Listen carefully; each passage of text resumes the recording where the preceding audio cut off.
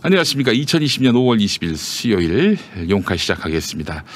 해고 당해야만, 그러니까 비자발적인 사퇴를 해야만 실업급여를 주죠. 뭐 해고가 아니더라도 회사가 어려워가지고 어쩔 수 없이 직원을 내보낼 경우 그분들은 이제 실업급여의 혜택을 받습니다. 이 4대 보험에 가입된 직장인 같은 경우, 뭐 정규직의 경우가 되게 그렇죠. 근데 이제 앞으로 전 국민 고용보험을 도입한다는 거 아닙니까? 문재인 정부가. 그러면은 사실 뭐 비단 정규직이 아니더라도 어느 임금 노동자라도 이 실업급여 혜택을 받게 되는 건데요. 이제 앞으로는 해고, 비자발적 사퇴를 하지 않더라도 소득이 줄어도 실업급여를 드린다고 합니다. 소득이 줄어도. 그러니까 그 직장에 다니고 있는데 그 직장 사정으로 소득이 확 줄었어요. 그러면 실업급여가 나온다는 겁니다. 아, 그래요. 지금 뭐 여러 가지 불만과 비판이 있지만은 참 이 부분에 있어서는 우리 정부가 바른 일을 가고 있다 하면서 평가하고 싶네요. 네. 광고 듣고 본격적인 이야기 나눠보겠습니다. 네, 성주 바보 참외부터 만나보시겠습니다. 2020년 햇 참외, 성주의 관조 참외가 김용민닷컴에서 절찬리에 판매 중입니다. 관조 참외는 제가 여러 번 소개해드렸죠. 정말 믿을 수 있는 친환경 무농약 참외입니다. 제가 전에 한번 그 껍질째 먹어봤잖아요. 껍질째 먹으면 솔직히 좀 쓰지요. 예, 사실. 그러나 전혀 해롭지 않습니다. 왜냐? 농약을 쓰지 않았기 때문에. 농약 대신에 천적을 이용해서 해충을 잡았기 때문이죠. 또 인공수정 대신에 꿀벌의 자연수정으로 기른 참외입니다. 우리 고3 자녀를 두신 분들, 요 자녀들한테 참외를 좀 이렇게 또 계절과일로 내놓으시면 얼마나 좋을까요? 성주 바보 참외가 답입니다. 친환경 무농약 참외가 주는 자연 그대로의 달콤함을 경험해 보시기 바라겠습니다. 현재 4.5kg 38,000원, 9kg 65,600원에 판매 중입니다. 맛있는 참외, 믿을 수 있는 참외를 김용민닷컴에서 압도적 최저가에 만나보시기 바라겠습니다. 자, 이번에는 어이구 이게 누굽니까? 네, 씩씩한 박지희 씨입니다. 극찬받는 활력과 면역 11차 완판 코어업 광고입니다. 코어업은 정상적인 면역 기능에 필요한 아연 그리고 페루산 마카와 멀티비타민이 한 번에 들어있는 건강 기능 식품입니다. 코어업은 여러분 그 단순 식품이 아닙니다. 건강에 좋다고 하지만 보면은 단순 식품인 경우가 많이 있어요. 자, 그러나 이 코어업은 단순 식품이 아니라 식품의약품 안전처에서 이렇게 면역 기능을 인정받았습니다. 네, 그래요. 그래서 정말 좋습니다. 네, 하루 9,000원도 안 되는 금액으로 온 가족의 면역력과 활력을 책임집니다. 2+1 이벤트 계속 진행 중인데요. 김용민닷컴과 포털 검색창에 코어업 검색하시기 바라겠습니다. 아, 그래요. 코어업 여러분 너무나 좋습니다. 박지희 씨의 활력과 또 이런 여러 가지 다양한 아름다움의 요소, 이 코어업에서 비롯된 겁니다. 네, 박지희 씨. 어제 박지희 씨하고 카톡을 나눴는데요. 박지희 씨한테 제가 부탁한 게 있었는데 깜빡했던 모양인가 봐. 그래서 제가 또 물어보는 차원에서 연락을 했는데 깜빡한 것 같아요. 그래서 이제 박지희 씨가 이렇게 카톡을 보내왔어요. 예. 네, 죄송해요 라고 말씀하셨습니다. 그래서 제가 별 말씀을 이래야 되는데 병 말씀을 제가 오타를 쳐서 보냈습니다. 예, 병 말씀을. 그랬더니 병맛 죄송해요 라고 이렇게 답이 왔습니다. 네, 그렇습니다. 병 말씀을 다 하십니다, 우리 박지희 씨. 네, 그래요. 박지희 씨, 박지희 씨와 어제 이런 대화를 나눴다는 점을 세상에 공개합니다. 카톡 갑니다. 네, 그래요. 박지희 씨 이것 가도 기분 나쁘거나 그러진 않겠죠? 네, 그래요. 센스 있는 박지희 씨입니다. 네, 자, 오늘 본격적으로 이야기 들어가 보겠습니다. 네. 말씀드린 대로입니다. 말씀드린 대로예요. 소득만 줄어도 실업급여 받는 시대를 열 것이다. 이런 말을 한 사람이 부경대 교수인 홍장표 소득주도 성장 특별위원장입니다.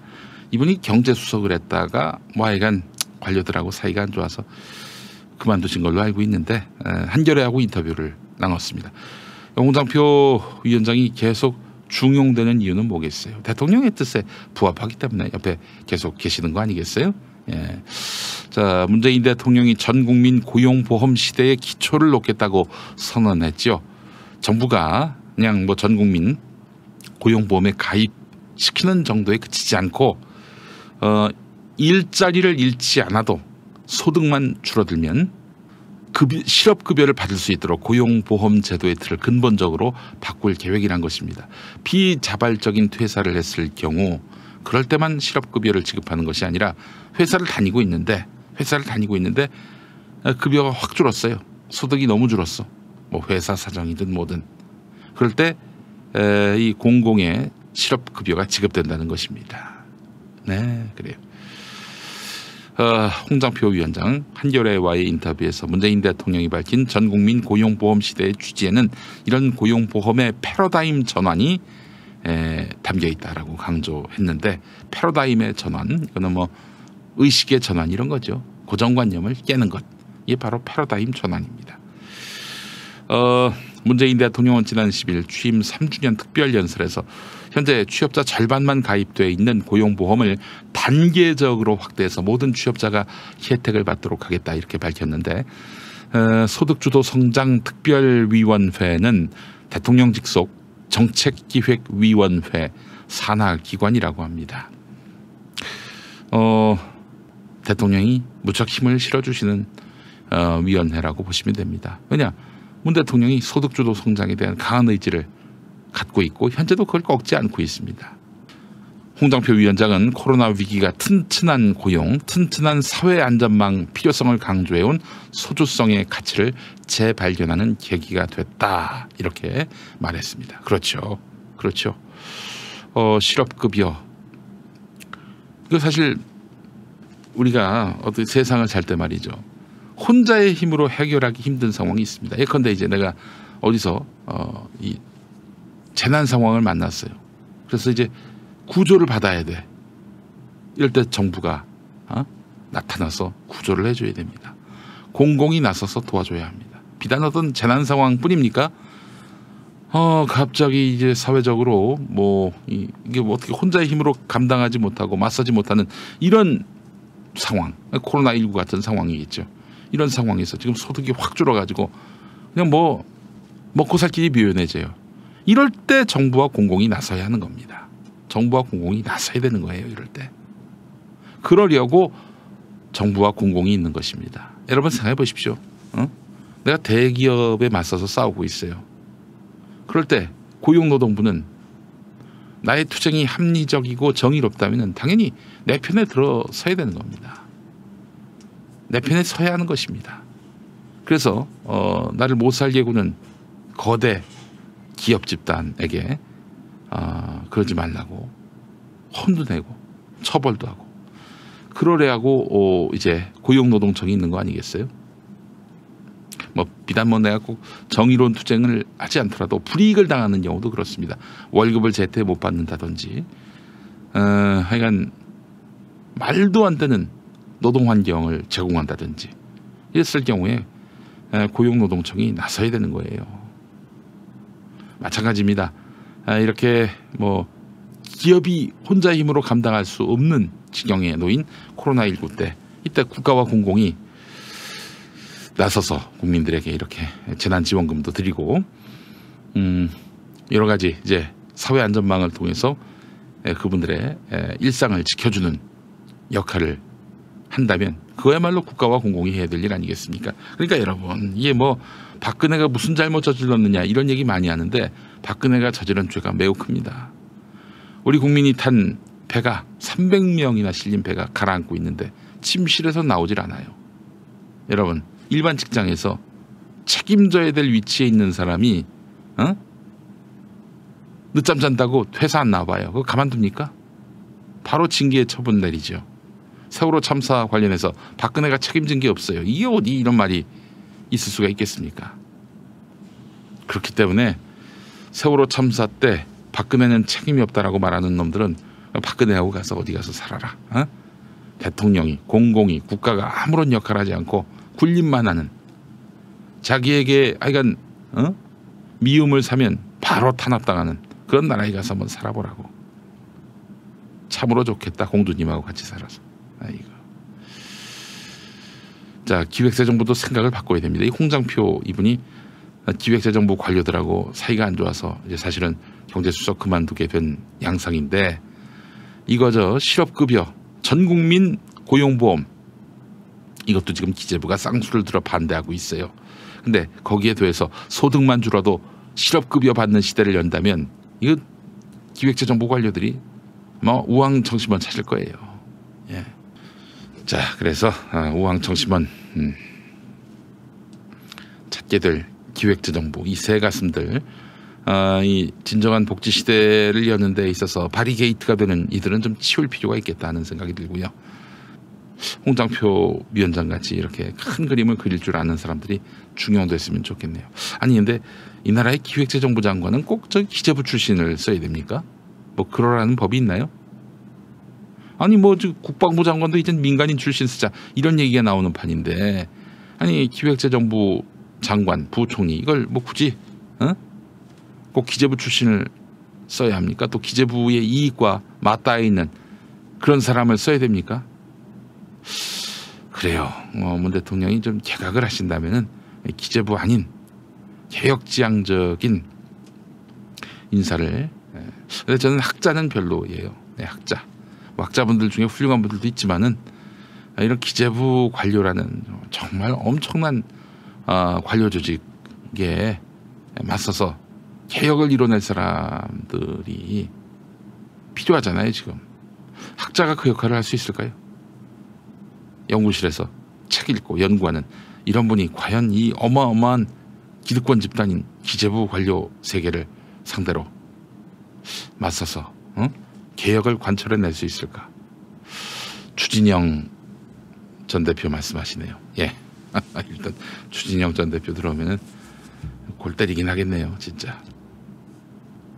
강철님, 김용민 PD가 해도 됩니다라고 하셨는데, 농담도 그런 농담하지 마세요. 예. 아니 무슨 저 재무제표 장부도 못 보는 사람이 말이죠. 뭐가 뭔지도 잘 모르는 사람이 기재부 장관 때 보면 무슨 일이 벌어지느냐? 먹힙니다. 먹혀요. 이 관료들은 얼마나 핸섬한데요. 얼마나 친절한데요. 그냥 그 사람들이 오자마자 네가 뭘 알아 이러면서 막 척대하는 게 아니에요. 얼마나 그냥 입안에 혀처럼 부는지 몰라요. 그러다 다 넘어가지. 예? 이제 또 주진영 전 대표를 모셨으면 좋겠다 이런 말씀 많이 하시는데, 최백은 교수님 얘기하는 분도 계시네요. 네, 최백은 교수님도 뭐 관료들의 이런 욕망을 잘 아는 분이니까 그분이 하셔도 잘할 수 있겠다는 생각이 들긴 합니다만, 네, 뭐 이건 인사권에 관한 부분이기 때문에 제가 뭐라 더 이상 이야기라는 것이 좋지 않을 것 같은데, 적어도 기재부의 이익과는 뭔가 선을 그을 줄 아는 그런 분이면 어떨까 하는 생각이 듭니다. 네. 확진자 32명 가운데 국내 감염이 24명이다. 어허.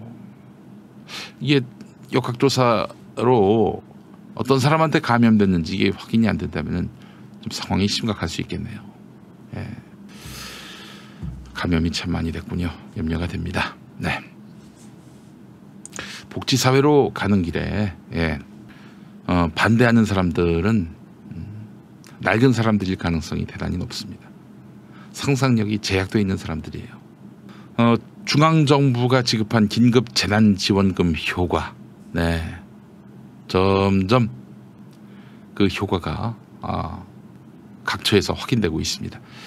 행정안전부 집계 결과 긴급 재난지원금 오프라인 신청 접수 첫날인 그제 하루 동안 읍면동 주민센터를 통해서 모두 78만 642가구가 지역사랑 상품권 선불카드로 지원금을 받았다고 합니다.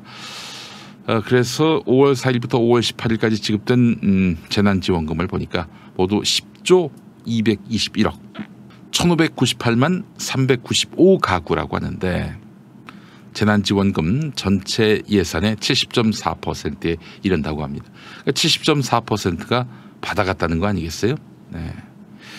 재난지원금이 풀리면서 코로나 방역 대응이 사회적 거리두기에서 생활 속 거리두기로 전환이 됐고 그 뒤부터 음식점, 미용실, 전통시장을 중심으로 손님이 늘고 있다. 취약계층에 대한 긴급 대출 같은 다른 지원책과 맞물려서 상승 효과를 부르는 마중물 구실을 기대한다. 네, 실제로 그런 마중물 구실을 하고 있어요.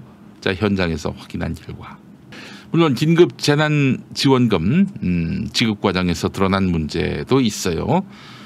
세대주에서 이제 신청을 해야 되기 때문에, 세대주가 신청해야 되기 때문에 그 이의 신청이 많아요. 비대면 소비가 느는 추세와 지역 경제 활성화를 결합하는 방안에 대해서도 이제 고민이 필요하다는 거죠. 이게 무슨 말이냐면은 이렇게 선불 카드나 상품권을 받았단 말이죠. 어디 가가지고 직접 오프라인에서 지불을 해야 뭐 물건을 사든 서비스를 이용하든 그럴 거 아니에요. 근데 지금은 또 아직은 비대면이 주류를 이루고 있는 상황이란 말이죠. 그렇다고 온라인 쇼핑을 무분별하게 또 이렇게 적용할 수 있게 된다면은 또 골목 상권이 또 지역 경제 활성화가 실현되지 못하는 상황이 올 수도 있단 말이죠. 그래서 제가 여러분들께 아이디어를 냈잖아요. 시군 구별로 쇼핑몰을 만들어 가지고 그래서 지역 내에 배달 가능한 이런 업체들 혹은 뭐 배송이 가능한 업체들 신청을 받아 가지고 여기서 구매를 해 가지고 그래서 비대면 상태에서 서비스를 이용할 수 있도록 하는, 네. 그 지역, 그 영내에서만 소비가 가능한 인터넷 쇼핑몰을 활성화하는 방안. 이거 좋지 않습니까, 여러분? 예. 이렇게 되면은 김용민닷컴은 더욱더 어려워집니다. 네. 전국 단위로 배달해 드리는 건데, 그러나 저희들이 행복하고 부유해지고 이거보다도 지금 취약계층, 특히 어려운 상황에 놓인 우리 중소상공인 그리고 영세 자영업자분들이 행복해지는 세상이 우선돼야 한다고 생각을 합니다. 그래요. 비대면 소비가 느는 추세와 지역 경제 활성화를 결합하는 방안에 대한 고민, 여기에 대한 답도 나왔으면 좋겠네요. 근데 재난지원금의 취지를 흐리는 행태도 있어요.